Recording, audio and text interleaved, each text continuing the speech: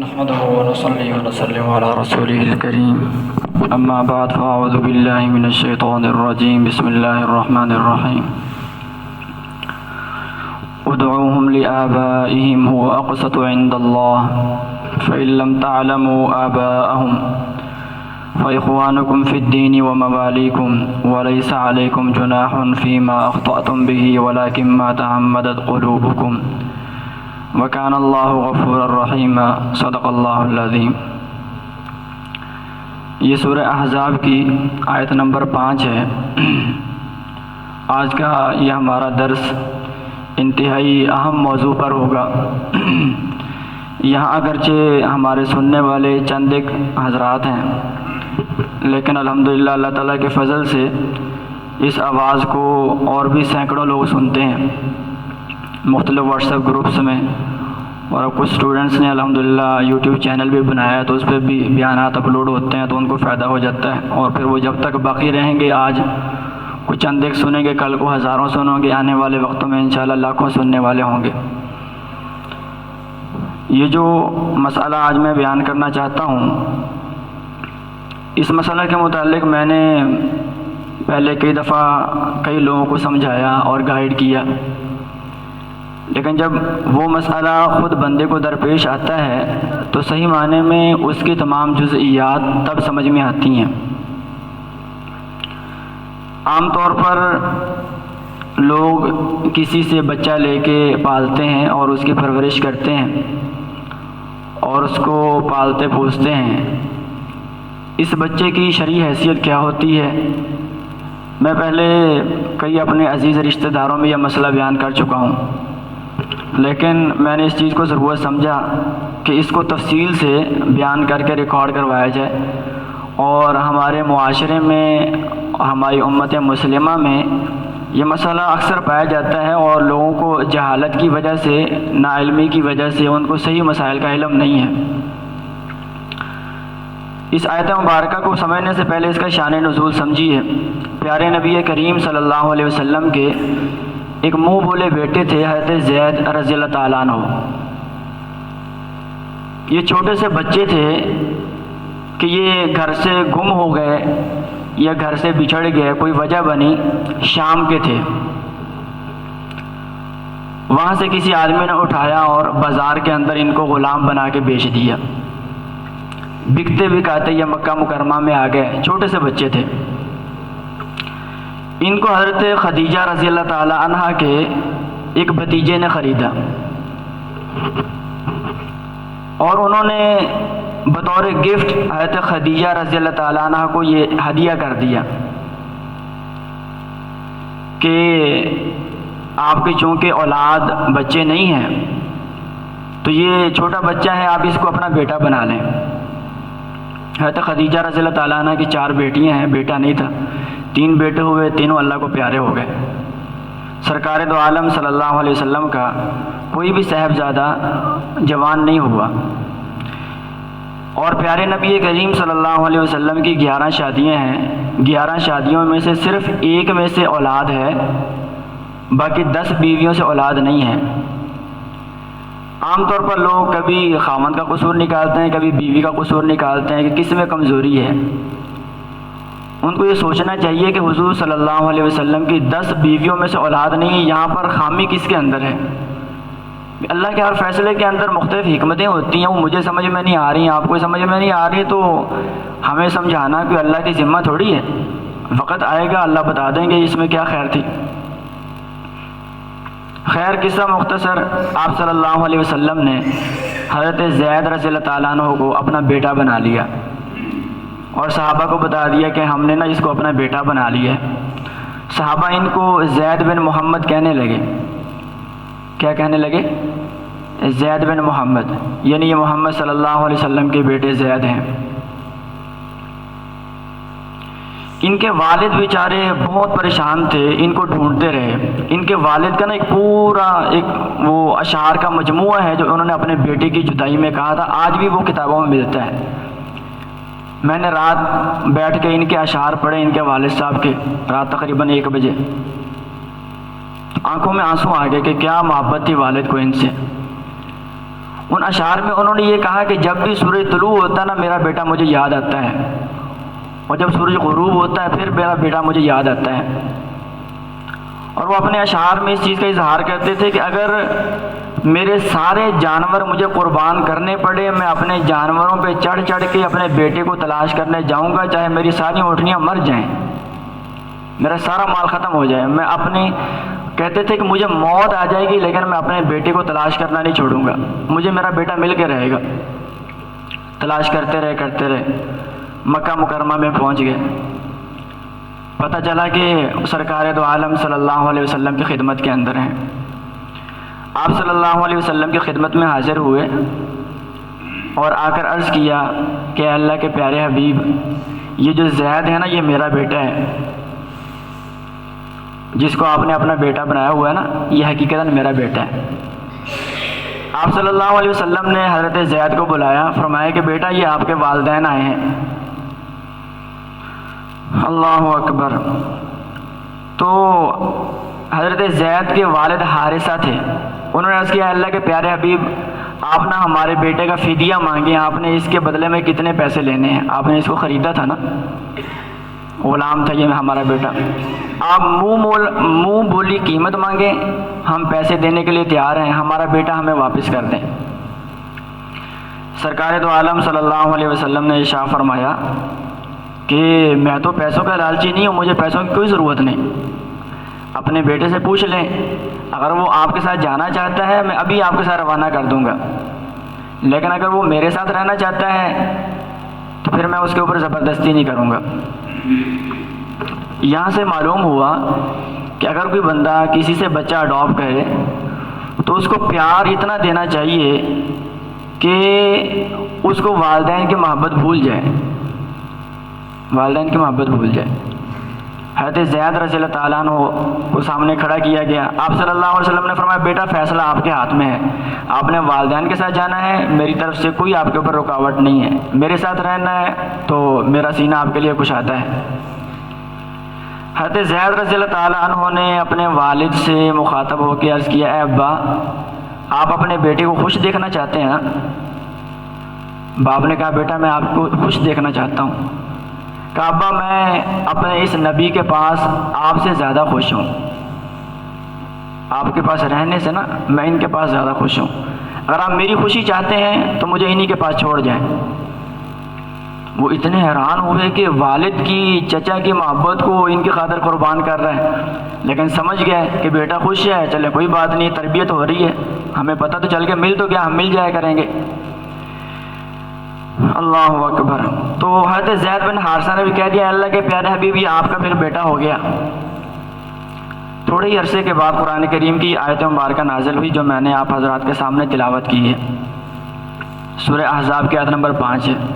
اللہ تعالیٰ نے فرمایا ادعوہم لآبائہم، کہ جو بچے تم نے لوگوں سے لیے ہوں ان کو ان کے والد کے نام سے پکارا کرو جو ان کے حقیقی والد ہیں۔ ہوا اقسط عند اللہ، یہ اللہ رب العزت کے ہاں زیادہ انصاف کی بات ہے۔ اگر تم ان کے والد سے نسبت ہٹا کے اپنی طرف نسبت کرو گے یہ انصاف کی بات نہیں، جھوٹ ہوگا یہ۔ اللہ تعالیٰ نے پھر آگے مزید وضاحت فرمائی فَإِن لَّمْ تَعْلَمُوا آبَاءَهُمْ، اگر کوئی ایسا بچہ تمہیں مل جائے جس کے والدین کا تمہیں علم ہی نہ ہو، پھر بھی تم اس کو اپنا بیٹا کہہ کے اپنی ولدیت نہیں دے سکتے، فَإِخْوَانُكُمْ فِي الدِّينِ، زیادہ سے زیادہ یہ ہے کہ تم ان کو اپنا بھائی کہہ دو کہ ہمارا چھوٹا بھائی ہے، اور ان کو کوئی ایسا نام دے دو جس میں تمہاری ولدیت شو نہ ہو، عبداللہ عبد الرحمن نام دے دو۔ وَلَيْسَ عَلَيْكُمْ جُنَاحٌ فِي مَا أَخْطَأْتُمْ بِهِ، فرمایا کہ جو کچھ تم سے پہلے ہو چکا ہے تم نے ان کو پہلے اپنی طرف منسوب کیا ہے یہ تو گناہ معاف ہے، اس کو اللہ تعالیٰ معاف فرماتے ہیں۔ وَلَكِنْ مَا تَعَمَّدَتْ قُلُوبُكُمْ، لیکن اگر آئندہ تم نے ارادے کے ساتھ پھر کسی کو بیٹا لے کے اپنی طرف منسوب کیا تو فرمایا کہ اللہ تعالیٰ اس کے اوپر پھر تمہیں گناہ دیں گے اور تمہیں اس کے اوپر سزا ہوگی۔ وَكَانَ اللَّهُ غَفُورًا رَحِيمًا، جو ہو چکا ہے اللہ تعالیٰ اس کو معاف کرنے والے ہیں۔ اب یہ آیت مبارکہ قرآن کریم کی بالکل صریح ہے، یہ میں صرف اپنی ذات کے لیے نہیں بلکہ سننے والے میں تمام اپنے سامعین کے لیے کہہ رہا ہوں، کئیوں کو اس مسئلے کا علم نہیں ہوگا تو ان کو فائدہ ہو جائے گا۔ یہ دو ٹوک الفاظ ذہن میں رکھے جائیں کہ اگر کسی سے بچہ لیا جائے تو اس کو اس کے والد کی طرف ہی منسوب کرنا چاہیے. جس نے لیا ہے اپنی طرف وہ نسبت نہیں کر سکتا کہ یہ میرا بیٹا ہے. پیارے نبی کریم صلی اللہ علیہ وسلم کی ایک حدیث مبارکہ صحیح بخاری کے اندر ہے. سرکار دو عالم صلی اللہ علیہ وسلم نے ارشاد فرمایا کہ جس آدمی نے اپنے والد کے علاوہ اپنے آپ کو کسی اور کی طرف منسوب کیا، من انتسب الى غیر ابیہ وهو یعلم انہ غیر ابیہ فالجنۃ علیہ حرام.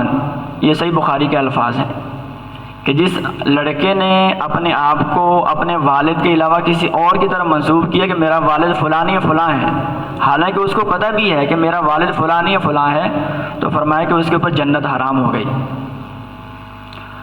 اور صحیح مسلم کے اندر ایک حدیث مبارکہ ہے، سرکار دو عالم صلی اللہ علیہ وسلم نے ارشاد فرمایا من اعرض عن ابیہ فقد کفر او کما قال علیہ السلام، کہ جس نے اپنے حقیقی باپ سے اعراض کیا، منہ موڑ لیا اور اس کو اپنا باپ کہنے کے لیے تیار نہیں ہے، تو فرمایا کہ اس نے کفر کیا ہے. صحیح مسلم کے اندر حدیث مبارکہ ہے، سرکار دو عالم صلی اللہ علیہ وسلم نے ارشاد فرمایا کہ جس آدمی نے اپنے باپ کے علاوہ اپنے آپ کو کسی اور کی طرف منسوب کیا تو فرمایا کہ اللہ تعالیٰ اس کی کسی بھی نفلی اور فرض عبادت کو قبول نہیں فرمائیں گے قیامت کے دن، اور اس کے تمام اعمال کو رائے گاں کر دیا جائے گا. تو یہ مسئلہ تو آپ حضرات کے سامنے آ گیا کہ اس طرح کسی بچے کی جو اصل والد ہے اس کی طرف ہی نسبت ہونی چاہیے. باقی یہاں پر کچھ سوالات ہوتے ہیں لوگوں کی طرف سے جو عام طور پر پائے جاتے ہیں کہ دیکھیں اگر یہ بچہ جب بڑا ہوگا تو یہ بچہ کیا سمجھے گا کہ میرا باپ کون ہے، اور جس نے اس کی تربیت کی ہے وہ اس کو باپ سمجھے گا یا اپنے حقیقی باپ کو باپ سمجھے گا. تو اس میں ہمارے لیے دیکھیں اللہ رب العزت کا فیصلہ اور ہمارے پیارے حبیب صلی اللہ علیہ وسلم کا فیصلہ ہماری سر آنکھوں پر ہے. ہمیں ہمارے والدین سے، ہمارے بہن بھائیوں سے، ہمارے عزیز اقربا سے اللہ کے پیارے حبیب زیادہ محبوب ہیں. جو انہوں نے فیصلہ فرما دیا اس سے بڑھ کے ہمارے لیے کوئی اور فیصلہ نہیں ہے. جب آپ صلی اللہ علیہ وسلم نے یہاں تک فرما دیا کہ یہ تو کفر ہے اور فرمایا کہ فالجنۃ علیہ حرام، اب اس کا حل یہ ہے کہ اس بچے کی تربیت کی جائے، اس کو پیار سے بیٹا کہہ سکتے ہیں، محبت سے بیٹا کہہ سکتے ہیں. میں تو اپنے بھتیجے کو بھی بیٹا کہتا ہوں، یہ چھوٹے چھوٹے بچے بیٹھے تو ان کو بیٹا کہہ دیتا ہوں، تو پیار محبت سے ان کو بیٹا کہہ سکتے ہیں. اور اسی طریقے سے وہ بیٹا پیار محبت سے اپنے پالنے والے کو ابا کہہ سکتا ہے. جس طرح کہ ہم اپنے اساتذہ کو کہہ دیتے ہیں کہ یہ جی میرے ابا کے قیام مقام ہے، اپنے شیخ و مرشد کو کہہ دیتے ہیں یہ جی میرے ابا ہیں بس. تو ان کو حقیقی ابا نہیں کہتے، ہم تعظیماً کہہ دیتے ہیں. جہاں پر حقیقی والد کا نام لکھوانا مقصود ہو یا حقیقی والد بتانا مقصود ہو وہاں پر اپنے اصل والد کا بتانا ضروری ہے. اگر آج بالفرض ہم اس بچے کو نہیں بتائیں گے، آج ہم اس کو دھوکے میں رکھیں کہ تیرا باپ فلانی ہے فلاں ہے اور وہ ساری زندگی یہ سمجھتا رہے، جب وہ بچہ بڑا ہوگا اس کو پتہ تو چل ہی جانا ہے، معاشرے میں بات پھیلتی پتہ چل جاتا ہے. جب پتہ چلے گا تو اس کو زیادہ دکھ ہوگا کہ مجھے اب تک دھوکے میں رکھا گیا ہے اور میرے ساتھ جھوٹ بولا گیا ہے، میرے ساتھ جھوٹ بولا گیا. مجھے یہ بتایا گیا کہ یہ میرے والد ہیں، حالانکہ یہ تو میرے ماموں ہیں، میرے والد تو فلاں ہیں. اگر ہم اس کو سچ بتائیں گے، جب بچہ سمجھدار ہو جائے تو اس کو پیار محبت سے بتایا جائے اور وہ فخر سے کہے گا کہ میری تربیت میرے ماموں نے کی ہے، میرے چچا نے میری تربیت کی ہے اور مجھے والدین جیسا پیار دیا ہے، مجھ سے اتنی محبت کی ہے، مجھ سے اتنا پیار کیا ہے. تو اس میں دھوکہ بھی نہیں ہے اور مسئلہ بھی صحیح معنی میں اس طرح معلوم ہو جاتا ہے. باقی آخری بات عرض کروں کہ اللہ رب العزت کی طرف سے یہ جو حالات آتے ہیں بندے کے اوپر، تو اس میں بندے کو کسی قسم کا کوئی گلہ شکوہ نہیں کرنا چاہیے. اللہ تعالیٰ کے ہر فیصلے میں بہت خیر ہوتی ہے. دیکھیں سرکار دو عالم صلی اللہ علیہ وسلم کی ذات طیبہ کو یہ مسئلہ پیش آیا، حالانکہ آپ صلی اللہ علیہ وسلم اللہ تعالیٰ کے محبوب ترین بندے ہیں، سب سے محبوب ہیں. خود اللہ تعالیٰ نے آپ صلی اللہ علیہ وسلم کو اس مسئلے سے گزارا تاکہ لوگوں کو صحیح مسئلہ معلوم تو ہو. تو آپ صلی اللہ علیہ وسلم کے ذریعے سے اللہ تعالیٰ نے لوگوں کو مسئلہ بتلایا ہے، آپ صلی اللہ علیہ وسلم کے ذریعے سے لوگوں کو صحیح رہنمائی کی ہے. وراثت کے جو مسائل ہیں، وراثت کے مسائل میں اصل باپ سے اس کو پوری وراثت ملے گی، جتنی باقی بیٹیوں کو ملے گی اس کو وراثت ملے گی، وراثت سے محروم کوئی بھی نہیں کر سکتا، قانون کوئی محروم نہیں کر سکتا۔ ہاں جو اس کا تربیت کرنے والا ہے وہ اپنی زندگی میں اپنی خوشی سے جتنی مرضی اس کو جائیداد دے دے، جتنا مرضی اس کا نام جو کچھ مرضی کر دے، اپنی خوشی سے اس کے لیے ہدیہ ہو جائے گا۔ تو اللہ رب العزت اپنے پیاروں کو تمام مراحل سے گزارتے ہوتے ہیں۔